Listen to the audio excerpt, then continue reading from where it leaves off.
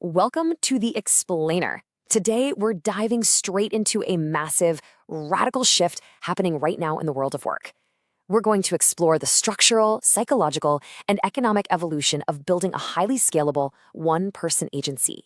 Now, to be clear, we aren't talking about being a stressed-out freelancer working around the clock. No, we're talking about engineering a solo empire, a digital workforce managed entirely by a single visionary founder.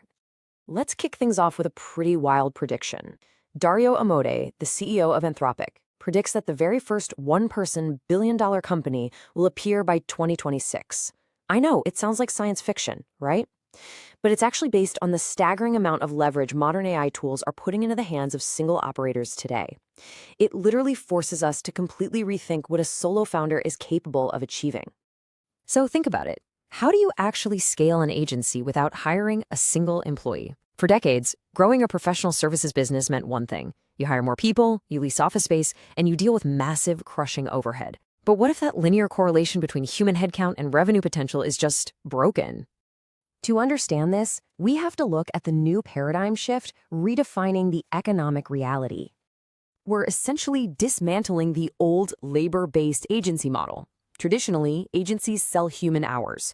If you want to make more money, you either work more hours or you hire more people to work those hours for you.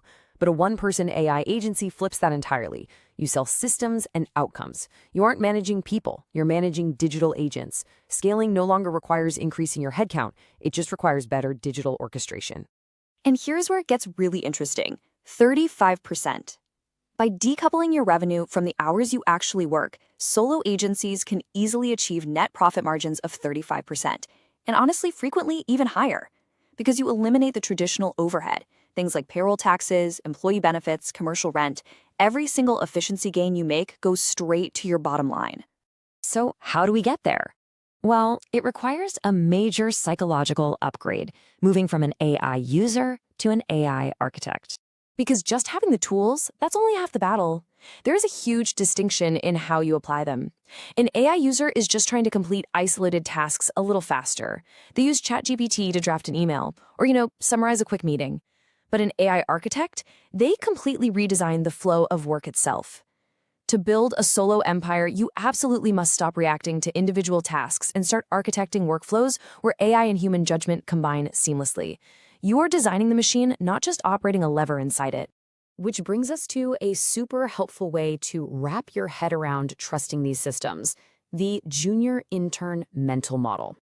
I know what you're thinking. How do I actually trust the AI to do the work without it hallucinating or messing up? It's where so many solo founders get stuck. To solve this, just think of AI as a highly energetic junior intern. They can work incredibly fast, but they totally lack your seasoned professional judgment. So here is your delegation rulebook. AI does the drafting, but you make the final decisions.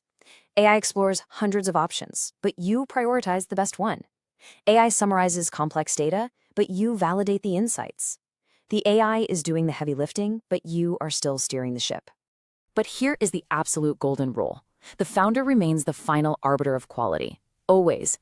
Just like you would never let a brand new junior intern independently approve building codes or finalize a massive client contract, you cannot let AI run completely unchecked. You, the human founder, must own the final creative and strategic conviction. AI breaks the barrier of the blank page, for sure, but the design conviction, that comes from you. Okay, let's take this from theory to practice and look at agentic workflows in action. You've probably heard the buzzword agentic AI floating around, but what is it? Unlike standard generative AI that just spits out text when you prompt it, agentic AI acts independently. Think of these as autonomous digital coworkers. They actually perceive context, they use external tools like logging into your CRM or firing off an email, and they take coordinated multi-step action across your applications to achieve a goal you've set for them. Picture this: an automated lead generation workflow.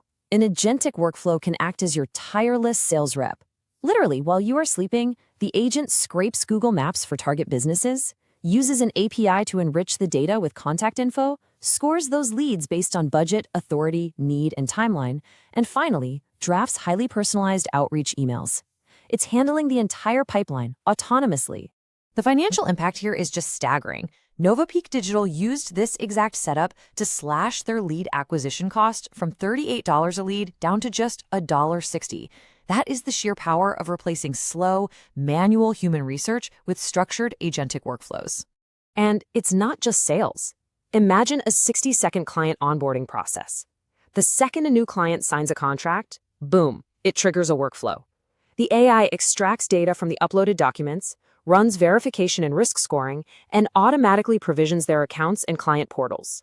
What used to take days of tedious manual data entry and back-and-forth emails is now coordinated end-to-end across your tools in under a minute. But keep the 10-20-70 rule of client onboarding in mind here. The AI is handling the data extraction and the risk scoring, which makes up about 30% of the grunt work, but the vast majority of clients onboarding, that critical 70%, remains human-led. The AI isn't replacing you, it's buying you the time to focus on what actually matters, building the relationship, providing high-level strategic advice, and making your new client feel truly valued. So, how do we actually monetize all of this new architecture?